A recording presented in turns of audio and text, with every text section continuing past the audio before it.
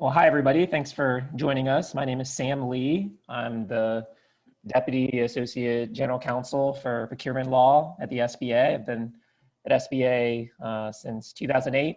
I work a lot on the government contracting programs and the size program. I deal a lot with our affiliation issues. And I also represent SBA in front of administrative litigation agencies like the GAO and the Office of Hearings and Appeals. Happy to join you today. Hello, everyone. My name is Mark Hagedorn. I'm an attorney in the SBA Office of General Counsel, and I primarily support the 8A Business Development Program and the All Small Mentor Protege Program.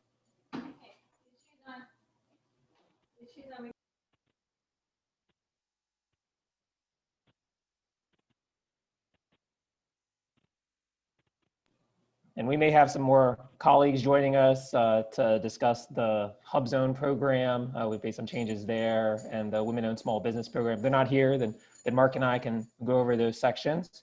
But if we'd like, we can get right into it. If there's particular issues you'd like us to talk about, we can start with those. We have this presentation that should be up on the screen that goes through a lot of our rules and some actions that we've made, but it's really up to you. I think it's much more helpful for us in these to have some interaction, get an idea of what you're worried about so that we don't go over things that really don't much matter to you.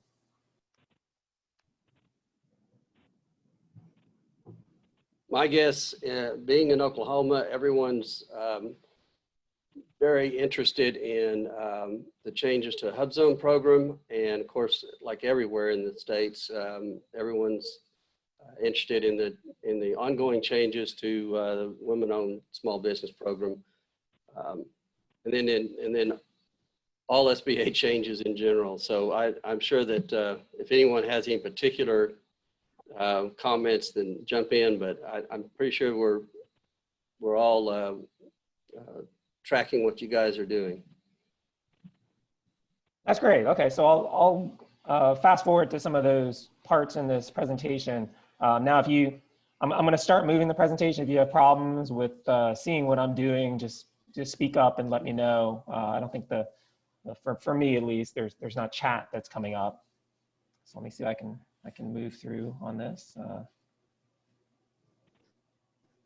Sam, can you hear me? This is Allison. Oh, hi, Allison. And Allison, why don't you go ahead and introduce yourself? This is Allison Amon from our office.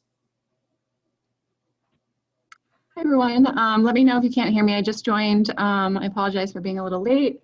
But again, I'm Allison Amon. I work with Mark, Sam, John, and if Kate's joining us, Kate as well. And I'm the primary attorney working on Hub Zone issues. So I've been very involved in all the Hub Zone updates.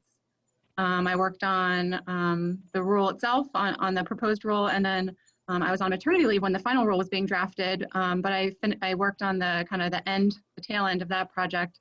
And then I've given lots of presentations on the regs since then. So hopefully should be able to answer any questions you have. And I think we have a section in here, Sam, starting on like slide 15 maybe, related to the Hub Zone updates, if you want me to start with that.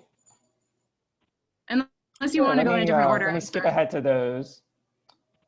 No, I think the primary focus is going to be on Hub Zone and Women-Owned, so we might as well start with those so we can get into questions if there are any questions on that. I'll just go quickly. I can go through those slides.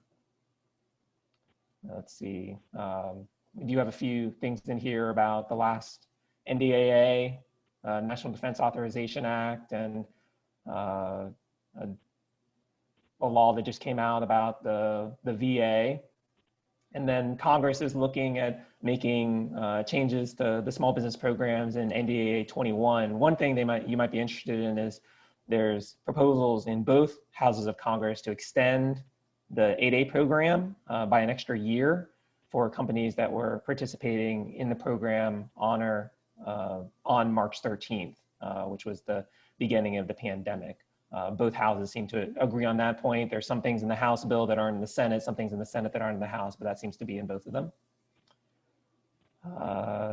And there one big item for SBA internally that is in the House bill is the movement of the veteran-owned small business certification program from the Department of Veteran Affairs to SBA. The idea there would to have a 2-year transition period with possible extensions, and then SBA would take over the whole program. So all service-able veteran-owned small businesses and veteran-owned small businesses would be certified by SBA instead of going through the VA's Center for Veterans Enterprise.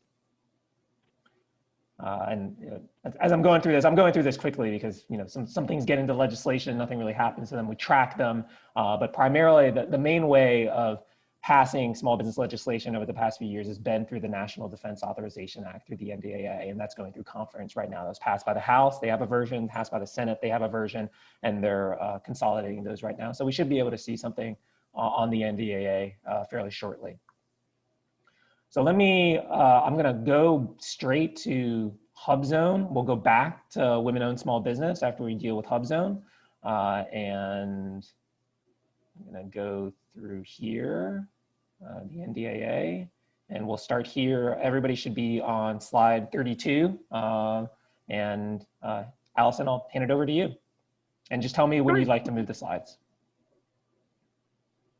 Sure. Sure, and you guys let me know if, my internet has been a little iffy the last few days here, but let me know if I'm skipping or disappearing anything. So as Sam mentioned, and it sounds like you're all very aware, the HubZone program published a new set of rules, a final rule at the end of last year. It was published November 26th of 2019 and became effective December 26th of last year. And it was the first comprehensive review of the regulations since the program was first implemented. So we made a lot of changes to improve problems we had seen through the years and clarify questions that have come up through the years, and then to implement some statutory changes that were put in place by the 2018 NDAA, many of which were not effective. They had a kind of a delayed effective date by that statute, and they were effective January 1st of this year. So thankfully, I don't know how often this happens, but our timing as far as our rulemaking lined up really well with the effective date of those statutory changes. So they all went into effect right away when they're supposed to. So I'll just get right into what was in this comprehensive rule change. So by this statutory change, the HubZone maps are currently frozen, and they'll be frozen until, currently the plan is for them to be frozen until the end of 2021, until December 31st. And that will be, when they get updated after that point, they will be updated based on the results of the 2020 census. Obviously a topic of conversation right now is whether the census is being delayed. So if there are delays to the census results, that could impact the HubZone maps, and we're kind of working on that issue, and we'll definitely keep everyone informed on what we're planning. If there is a significant delay in the census results coming to us, then we'll probably have to keep that freeze in place longer than initially planned, so that HubZone firms don't just get kicked out of where they're located with no warning. Another big change that came in this recent rule change is that we've gone to annual recertification for HubZone firms. Previously, it was every 3 years firms had to be recertified, but once a firm recertifies, it will be eligible for all HubZone contracts for a date. So in the past, firms had to be eligible both at time of offer and award for a HubZone contract. Under the new rule, they only have to be HubZone certified at the time of offer, and we will not be looking at time of award. And if there's a protest, a HubZone firm of a HubZone contract, we'd be looking at the firm's status as of the time it either initially certified or recertified, whenever was more recent. So again, they must be certified at the time of offer, but we'll be looking at documentation supporting the date of their either certification or recertification. So that should cut down on the time that protests take, and hopefully will cut down on the number of protests. And we're hopeful that's going to be a good thing all around for contractors as well as for procuring agencies. Another change affecting hub zone contracts is that under this new rule for non-hub zone multiple award contracts, other than GSA scheduled contracts, so for all other multiple award contracts other than GSA contracts, an offeror has to be hub zone certified at the time of offer on any hub zone set aside order under a full and open multiple award contract. So if the multiple award contract was full and open, not a hub zone set aside, and then the contracting officer decides to do a hub zone set aside order, then any offer has to be eligible at time of offer for that order. Again, with the big exception that this does not apply currently to GSA contracts. And that change, I think, is coming to all the programs in upcoming rulemaking. So that will be consistent across our programs going at some point in the near future. We can go to the next slide, Sam. So a change to the attempt to maintain. We clarified attempt to maintain, which is the requirement that firms have to attempt to maintain compliance with the 35% hub zone residency requirement at any time they're performing a hub zone contract. In the past, we didn't have a clear definition of what attempting to maintain 35% meant. So in this rule, we clarified that if a firm drops below 20%, that will be deemed to be a failure to attempt to maintain. So essentially, as long as you have at least 20% hub zone residents while performing a hub zone contract, you'll be considered in compliance with this requirement. And what's important to note as far as the being eligible only one time a year new rule, if at the time a firm is recertifying, it is performing on a hub zone contract, then that means the attempt to maintain rule applies to them because it only applies when firms are performing hub zone contracts. So if they're recertifying at a time when they're performing a hub zone contract, they will need to have 20% of their employees at least residing in hub zones rather than 35%. So again, that flexibility should help firms get into the program, knowing they can do that, and hopefully allow firms to stay in the program. That was the goal with all of these changes, was to get more firms in and allow them to stay in, because that's been a problem in the past. We made another change affecting the 35% hub zone residency requirement, which we're generally referring to as a legacy hub zone employee rule, where if an individual resides in a hub zone for at least 6 months prior to the date of the firm's certification, and then continues to live in a hub zone for another 6 months after the firm's certification, then going forward, as long as that individual remains an employee, they can move out of a hub zone, or the area where they live can lose its hub zone status, and that person will still be considered a hub zone resident under this, again, quote, legacy hub zone rule.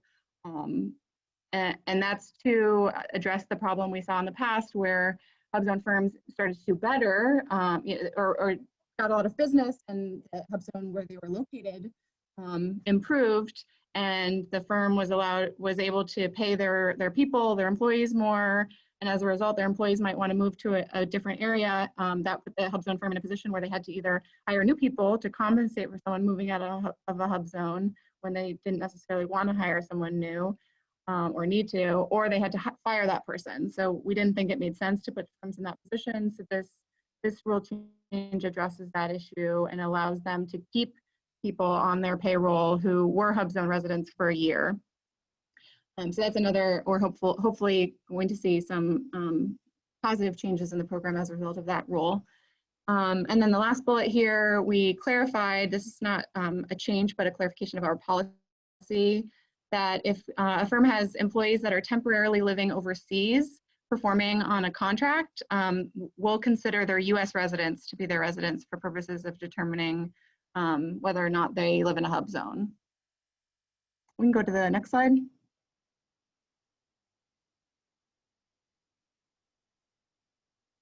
I don't know if there's a way for me to control these slides.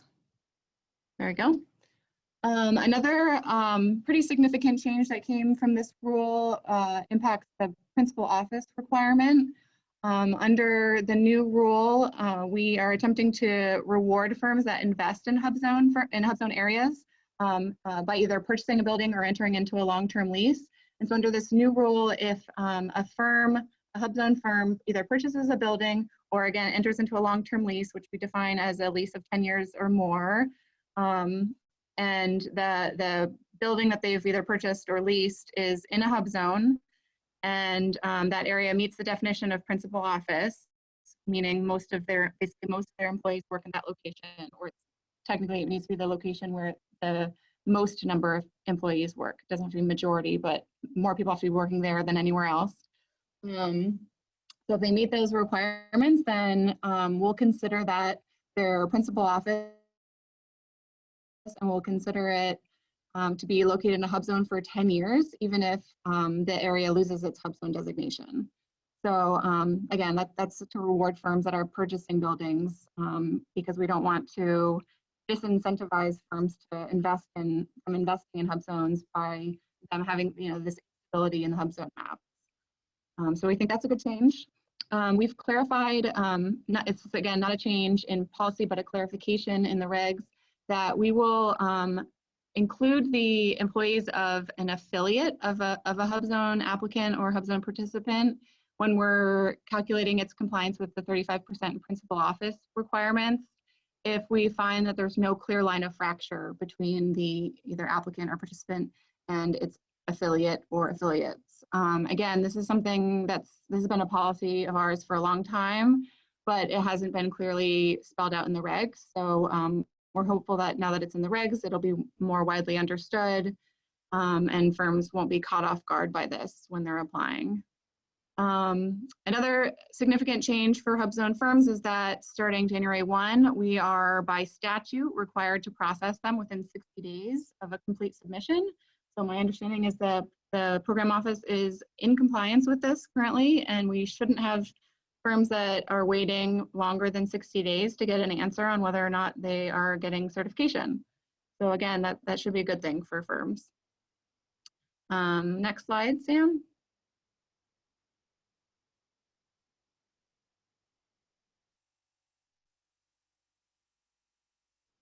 And then this slide addresses a different rulemaking that was published right around the same time last year at the end of 2019, implementing a different section of the 2018 NDAA, which authorized a new type of hub zone referred to as governor designated covered areas. So starting at the beginning of this year, state governors can petition SBA to designate certain areas as hub zones. And the areas have to meet certain requirements in order to be included in a petition or in order for us to approve a petition. And specifically, they're rural areas. So by statute, they have to be located outside of an urbanized area, which is a census term, but essentially means a rural area. And it has to be a population of 50,000 or less. And the average unemployment rate for the area that's being included in a petition has to be at least 120% of either the average unemployment rate of the whole US or of the state where the area is located. So if there are areas that meet these requirements within a particular state, the governor can submit a petition to SBA, which SBA will review, and then they have to submit data supporting the designation of any areas like this on an annual basis. We can go to the next slide. I think there's one more slide on this topic. So here we just, this is all defined in statute and regulation. This goes over what SBA is looking at when we review a petition from a governor.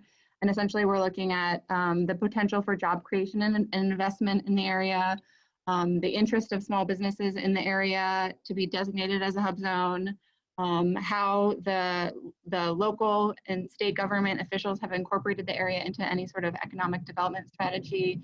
And then lastly, if the area was previously a hub zone, what would be the impact if the administrator or SBA did not approve the petition to make it a hub zone? So we believe that most of this information is pretty readily available to the governor's offices. And so the putting together a petition shouldn't be too burdensome, and hopefully, and reviewing it shouldn't be too burdensome. And so hopefully this can bring more areas into the program. And Sam, I'm not sure if I have any more slides, but you can go to the next one and we'll see if this is still HubZone. That looks like it's it, Allison. And we can take any questions from folks that might have some questions for Allison about HubZone. There's a question in the chat. It says, for the good of the group, could you discuss the difference between HubZone and opportunity zones? So I'm by no means an expert on opportunity zones. If someone else is, feel free to chime in. You know, the difference essentially is that hub zones are defined in statute based on certain criteria, certain criteria that's covered in data we collect from other agencies, including the census and HUD. So we look at, our hub zones are defined based on unemployment of an area, and income levels, and poverty levels, and the benefit to the hub zone program, that the primary difference between opportunity zones and hub zones is that the benefit that you get from being one of those areas. For hub zone purposes, the benefit is you qualify for, you can qualify for the hub zone program, which gives you access to hub zone contracts, hub zone set-aside contracts, hub zone sole source contracts, hub zone set-aside orders, and the like. Whereas the opportunity zone program is a tax incentive. So there's, and there's different requirements for an area to become designated as an opportunity zone. Opportunity zones are designated by HUD. Is that correct, Sam? I don't know if you know more than me, but I think they're designated by HUD. I think they've already been designated, and I don't know that they're changing anytime soon. Whereas again, hub zones are designated based on data from more than just HUD information. It's HUD and Census and the Bureau of Labor Statistics. So the designations are different, the benefits of the programs are different, but we have tried to work with HUD and worked with firms actually that know that they're in opportunity zones to try to allow firms to take advantage of both programs. So my understanding, as an example, we recently published an issue where a firm was purchased a building in an opportunity zone, and I guess in order to do that, you have to have a qualified opportunity fund, and they were wondering whether they could take advantage of this new 10-year principal office rule. So we're kind of still working through that issue, but we are absolutely trying to work in conjunction with the opportunity zone initiative so that firms can try to take advantage of both opportunities. And then the other main overlap between the two is that I believe 70% of opportunity zones are also hub zones. And in order to increase that number, we're hopeful that governors will submit petitions to make even more opportunity zones. That may be in that 30%, but our rural areas, maybe we can get that number higher through the governor designated new type of hub zone. That's great, Allison. And before we go on to the women-owned small business program, which is the other program folks said they were interested in, you know, these rules have been in place for almost 9 months now. Has the program seen any differences that it's made? Is there an uptick in applications or an uptick in contracting actions for HubZone? So I'm not sure about contracting actions. I think maybe because that data is always a little bit delayed getting to us, but there's absolutely been an uptick in applications. I don't have numbers in front of me, and I don't normally even have those numbers because the program office, they track that as opposed to my office or our office, procurement law. But my understanding is it's up like 50%, or it's been a very significant uptick since this rule change. And then in addition, we put some COVID related flexibilities in place. And so I assume because everyone is just grabbing at whatever they can right now and trying to get into whatever programs they can get into related, you know, in response to COVID and other problems. I think that's why we're seeing so many, but I'm hopeful that the program, like these changes that we just went over, are a big part of that as well. Wonderful. Thanks for going over that. Sure. I'm going to go now to the Women-Owned Small Business Program and introduce Kate DePriest. Kate is another attorney in the Office of General Counsel, working with Mark and John, Allison and me. Kate's been focused on the last year or more on the changes to the Women-Owned Small Business Program, which are finally, after some time out in print, and are going through the process in practice electronically. And I'm going to go back to the slides here and hand it over to Kate DePriest.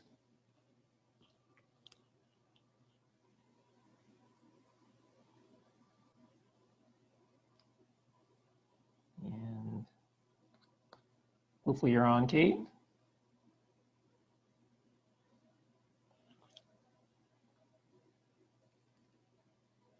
And I don't. Hi. Okay. Okay. Yep. Great. Is that working? Okay. Yes, we hear you now. Great. I am Kate DePriest, and I'm going to talk about the WASB final rule that just came out in May, and it did a few different things. The most critical of which to know about is that WASB is now a certification program. So previously it was self-certification, similar to our SDVO program. Now that this rule is in effect, WASBs will have to get certified like House Zones or 8As. This is another critical piece of this. WASBs have to be certified in order to compete for WASB or ED-WASB set-aside or sole source contracts.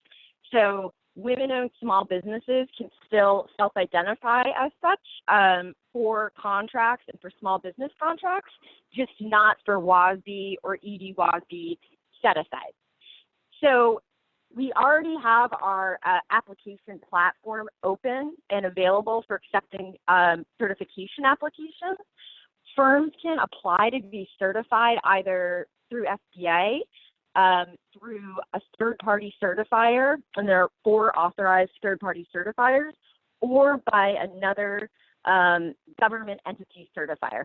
So 8As that are owned and controlled by one or more women are eligible as economically disadvantaged women-owned small businesses. CVE certified firms, so that's the VA certification program for veterans. CVE is the Center for Verification and Eligibility.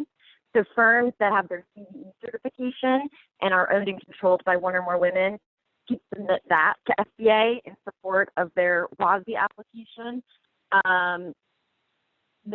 And yes, I mentioned third-party certifiers. So as I just said, the certification platform is already open. It's been open since July 15th. SBA is going to begin issuing decisions on October 15th. So firms can still self-certify and be eligible for contracts until October 15th. We're encouraging firms that are already participating in the WASB program should have all of their documents in the repositories. So we're telling them to get all of their documents off the repositories, which is going to be out of commission starting October 15th, and apply through the new platform, certify.sba.gov. Firms, and this is important to note, for contracts that are posted before October 15th, firms can still self-certify. Starting October 15th, any procurement posted, firms will, again, have to be certified. Okay, I think you can do the next slide. Okay, I mentioned there's third-party certifiers. So we included a new section that has more robust oversight. As I mentioned, FDA has authorized 4 partner organizations right now that can certify WASBs or ED-WASBs. They do so for a fee, whereas SBA's application is free and 8A is free and CVE is free. So there's free options and not free options, and TPCs have to let small businesses know that there are free options available. We included the timeline and the processes for firms reapplying after decline. Instead of having an appeal process, we're doing a shorter turnaround time. So if a firm applies and is declined, they can reapply in 90 days if they've corrected whatever the initial deficit was, and firms will get a letter informing them what the deficit was and then how they can address it when they reapply in 90 days.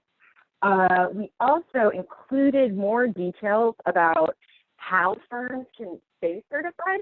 So similar to HubZone, firms will be on essentially a 3-year recertification cycle. So a firm will apply and get certified, and that's its anniversary date. On the first year after that initial certification, they'll have to attest to SBA that they still meet all of the eligibility requirements, which is basically just answering a short questionnaire, certifying that you still meet the requirements, and then submitting that through certified.sba.gov. They'll do the same thing on their second anniversary, and then on the 3rd year after their initial certification, they'll undergo a full program exam, which is essentially exactly the same as the program exams that SBA does now for the program. It's just a full document review, similar to what they would do for their initial certification. So SBA, our new regs include all of the timelines for that and all the processes and what has to be uploaded. We're also doing what we're calling off-cycle certifications where, not certifications, but basically if there's any material changes during the in-between certification, either attestation or the full recertification, the firm should reach out to SBA, let them know, and either submit more documents or just update what they have and certify already. Okay, and you can go to the next slide. So other changes. So these changes also affect 8A. So 8A and ED-WASB are the 2 programs that have an economic disadvantage component. Before these final rules came out, economic disadvantage was different between the programs, which we did not think made any sense. So in our proposed rule, we asked the public for comments on the ED threshold, and we said that we thought they should align. We asked for input on the numbers.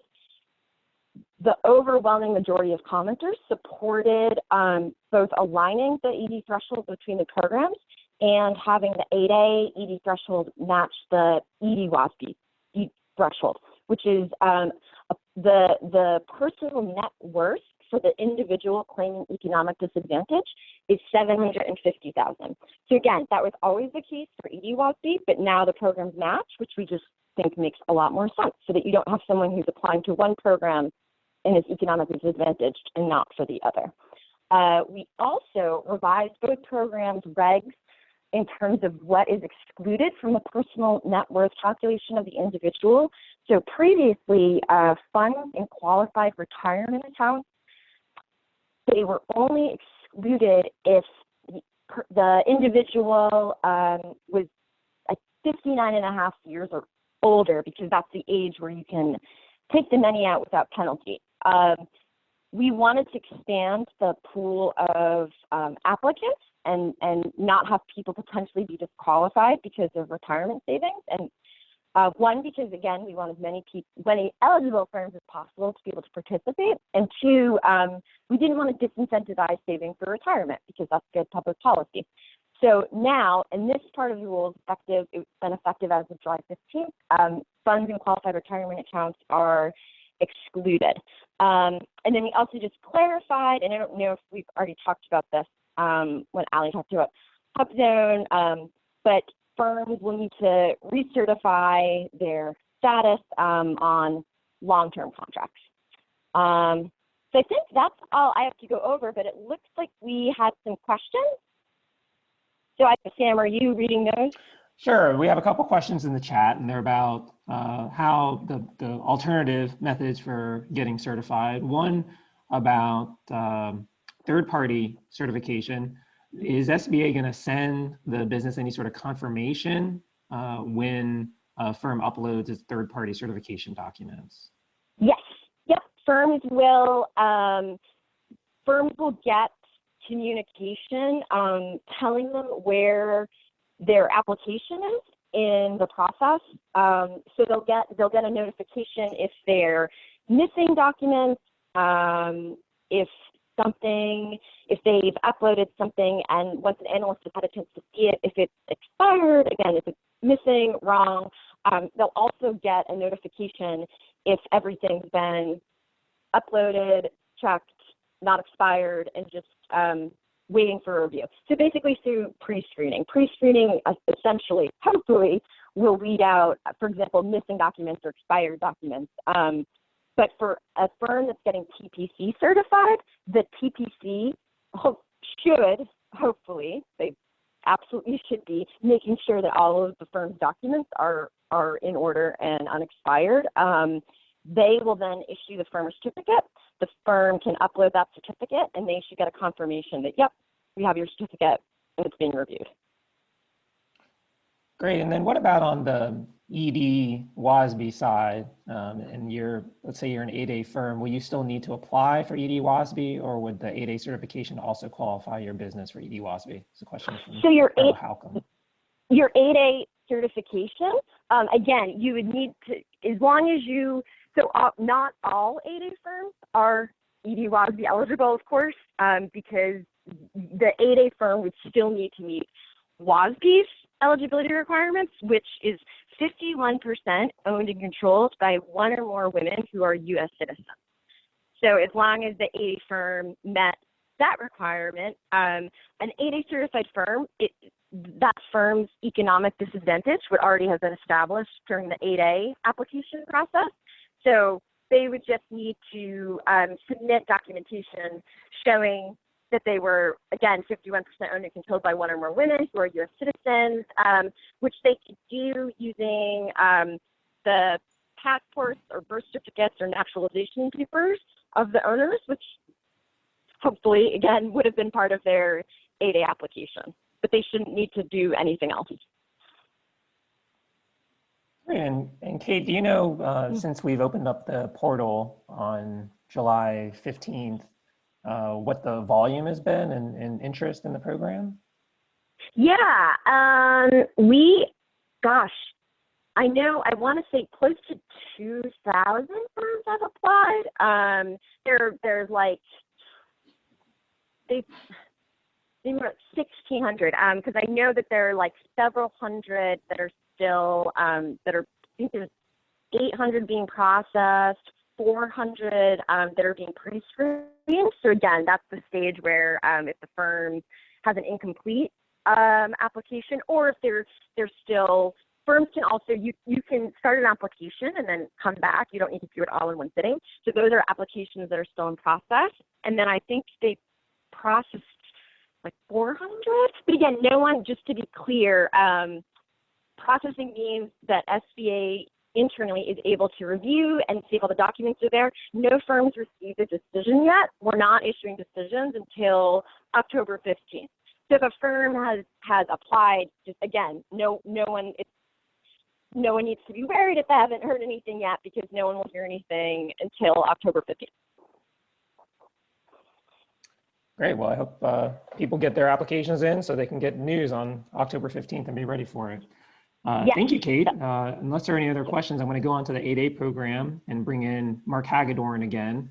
And Mark, I'm going to go to the slides about the proposed rule, but you can tell us a bit about where the final rule is in the process, and if you know anything about when we might be able to see that. And then there's already some questions in the chat about existing 8A mentor-protege relationships and how those would be treated under the new combined program when that comes out. So let me just get over here to the slides about the proposed rule. But again, this is, Mark can explain it. This is a proposed rule from last year that we're looking to turn final shortly and give you a status update. Thanks, Mark. Yeah, thanks, Sam. So yeah, as Sam mentioned, unlike the HubZone and the WASB certification rules that were issued in the last year, the mentor-protege consolidation and 8A rule is still in a proposed rule state. It was proposed in November 2019. It went through a 3-month comment period. Based on those comments, SBA drafted a final rule, which was authorized by the administrator to go to OMB for interagency review and clearance. And I'm happy to announce that just as of a few days ago, OMB returned that rule to SBA for a final review and publication. And so we anticipate a final rule to be published here in the next couple weeks with an effective date probably closer to the end of the calendar year. So today I'm going to discuss some of the big changes that were proposed to the All Small Mentor Protege program as well as the 8A program. There are a couple proposals in the rule that were slightly revised or tweaked during the interagency review process. And so because those are still being reviewed by SBA and the administrator, I probably won't touch on those rules. But the one that I'll start with is the big one, and it's in the title of the rule itself. And that proposal was to consolidate the 8A Mentor Protege program and the All Small Mentor Protege program. You may recall that the 8A Mentor Protege program was created by regulation in 1998. And it was limited just to 8A participants, the benefits of the program, but Congress liked the program and its success and wanted to extend similar benefits to all small business concerns. And so in the Jobs Act of 2010, and then subsequently in the NDAA of 2013, Congress authorized SBA to create a mentor protege program for all small business concerns.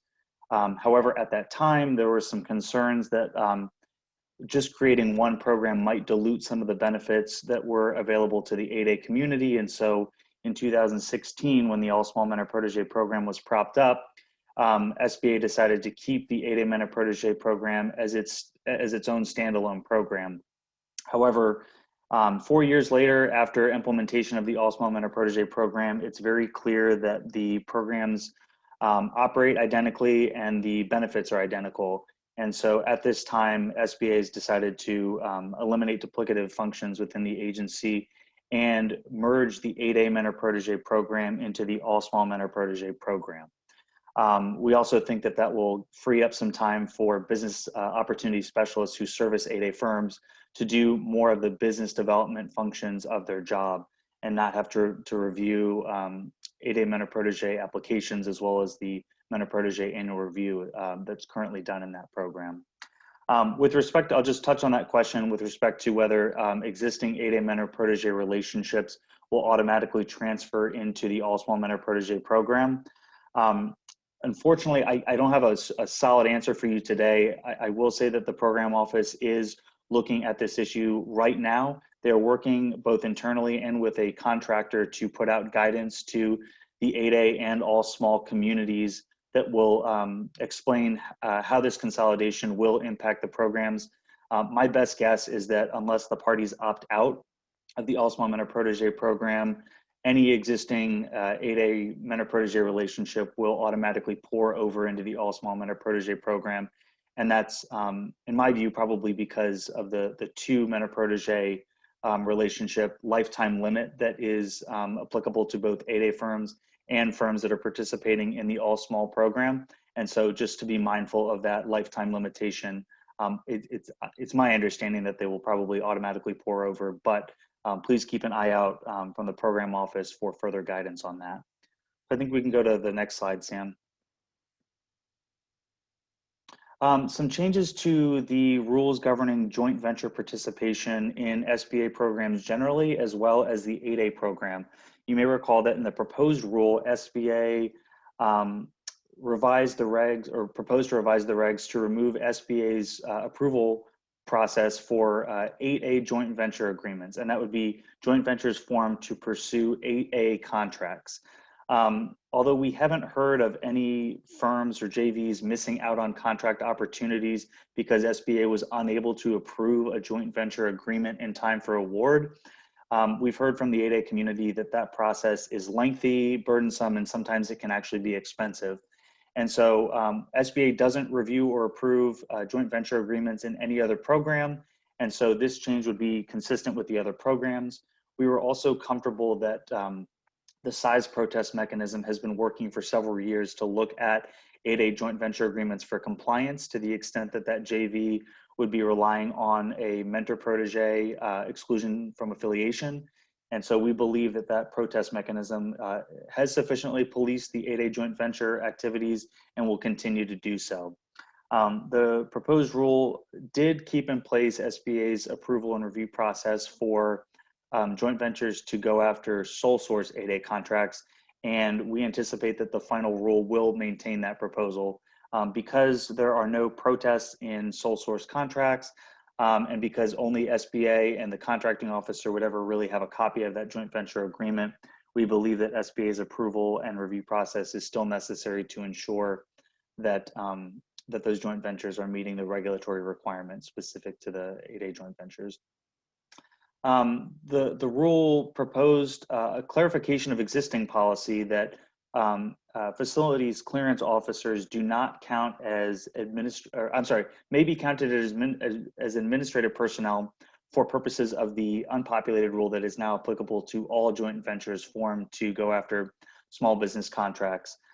As you know, in 2016, the rules were revised such that joint ventures now must be unpopulated, and that means they cannot be populated with contract performing employees. So this rule would just clarify existing policy that FSOs do not count as contract performing employees. Another rule, proposed rule is with respect to the 3 and 2 rule applicable to joint ventures. As you know, currently a joint venture is an entity of limited scope and duration. And consistent with that understanding, there is a rule that states that a joint venture cannot receive more than 3 prime federal contract awards over a 2-year period to ensure that it does stay an entity of limited scope and duration.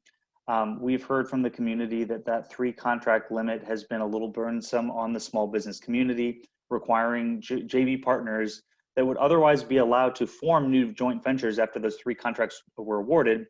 It would just be an added burden and expense for them to create new legal entities every time the joint venture was awarded 3 prime federal contract awards. And so in response, we propose to lift that 3 contract limit, but keep in place that 2-year duration, again, to ensure that the JV is a limited entity. In general, comments were very supportive of this, and we anticipate that going through in the final rule. In the interest of time, Sam, I think maybe I'll jump ahead here and keep going to the next slide, if you don't mind. Some changes to the 8A regulations. Some of these are substantive changes. Others are just clarifications of existing policy. The first big policy relates to how we define a follow-on requirement in the 8A program. This is important in 3 different contexts.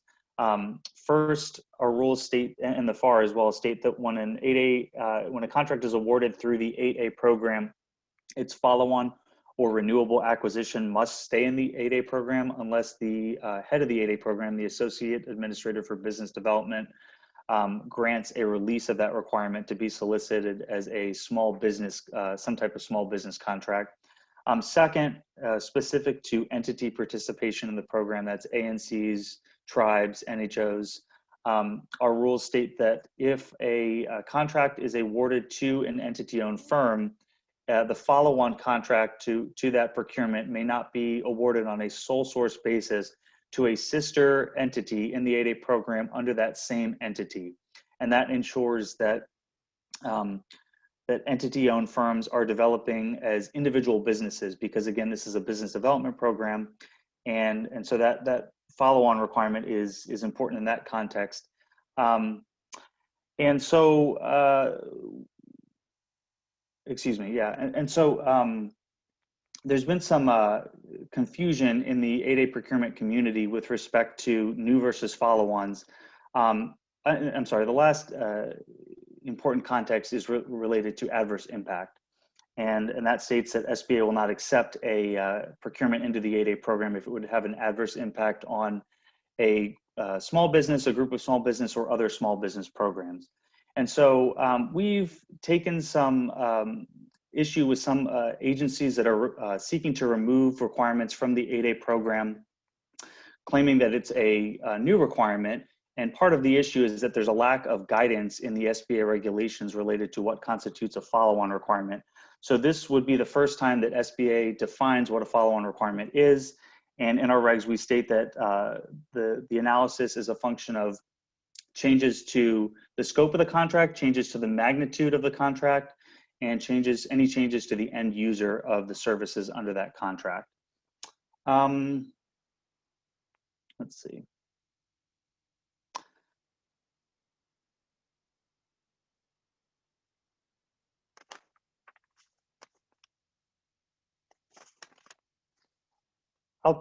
I guess I'll end with changes to the bona fide place of business requirement in SBA regulations, as well as the business activity targets. And then I guess if we have a couple of minutes for questions, we'll go to that. So as you know, for 8A construction requirements, in order to be eligible for that contract, a prospective awardee must have a bona fide place of business in the applicable geographic area where the work is to be performed on that construction requirement. This is a implementation of a statutory mandate under the Small Business Act, which states that to the maximum extent practicable, 8A construction contracts are awarded in the state or county where the work is to be performed. We've had some concerns with firms that have requested a bona fide office or bona fide place of business determination, not getting that determination in a timely manner. This is generally, it seems to be due to financial constraints at the district office level. Although we aren't aware of contract opportunities being missed out on because SBA has been unable to approve a bona fide place of business determination, our regs do state that the determination must be made before an offer is submitted on an 8A construction contract. And so what this rule proposed to do was take the timeframes that are listed in the 8A standard operating procedures and implement into the regulations to make it clear to the community what the expectations are for SBA to review and approve a bona fide place of business determination. In addition, in response to comments that we received from the public, what SBA is also doing in this final rule is to set up a presumption that an 8A firm has established a bona fide place of business as long as it submits all of its documentation to SBA prior to submitting an offer on an 8A construction contract. And then that gives both the firm and SBA an opportunity to work out any concerns prior to the time of award.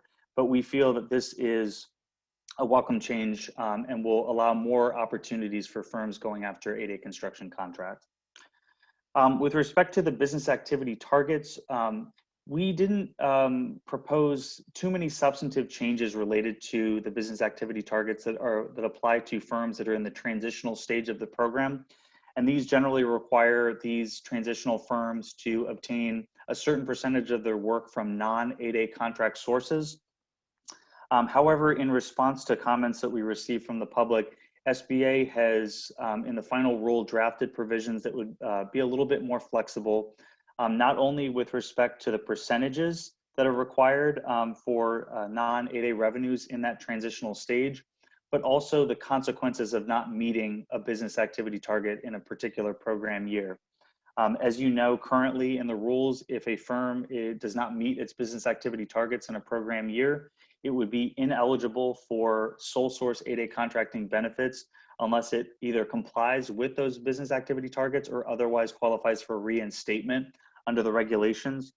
And so what the final rule will likely do is relax that a little bit further to not require automatic restriction on sole source contracting benefits, but to provide an analysis that would give a little bit more flexibility in that regard. I'm sorry, I'm bumping up here at 12 o'clock, but are there any questions, additional questions related to all small or the 8A changes?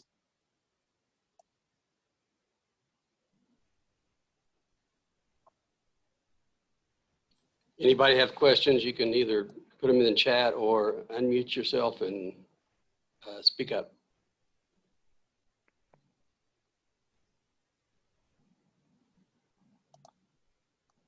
How about contact information for any or all of you?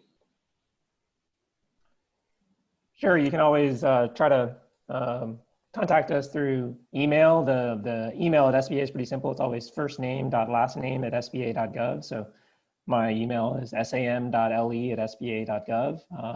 And especially if you're in the 8A program or HubZone program and WASB program now, those programs have emails specific to their program, or you can go through the district office and you may be able to get more customized help going through the programs. They often know about situations that have a combination of legal aspects and programmatic or procedural aspects, and we may not have that sort of insight. So you may want to start with the program, and if it becomes a significant issue, certainly feel free to reach out to us.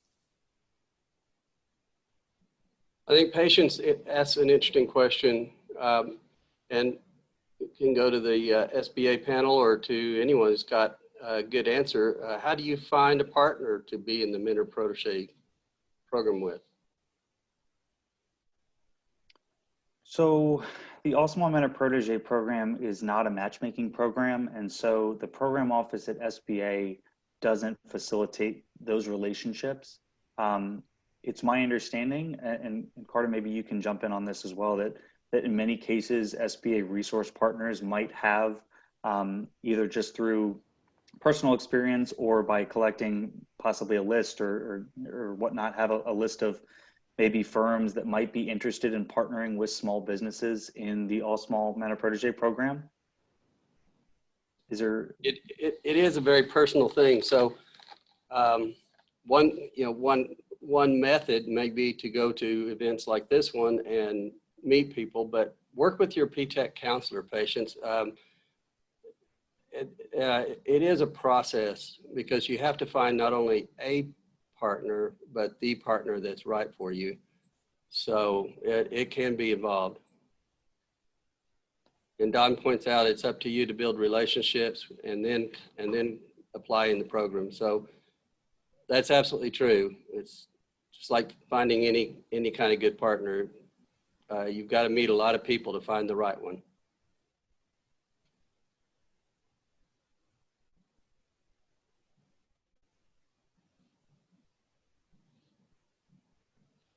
We have these slides available.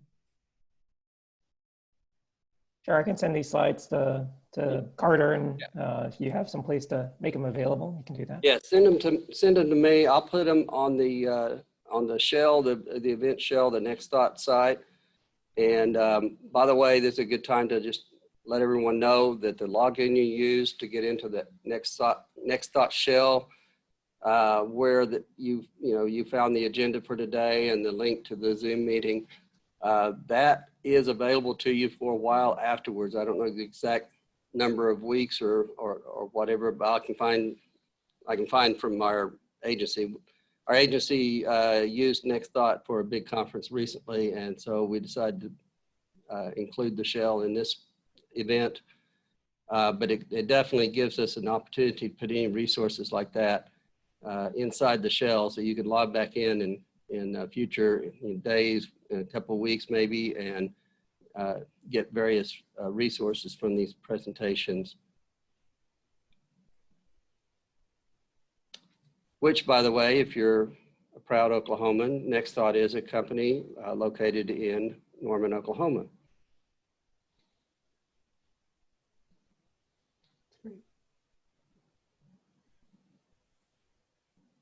All right.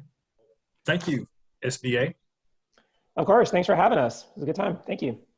All right.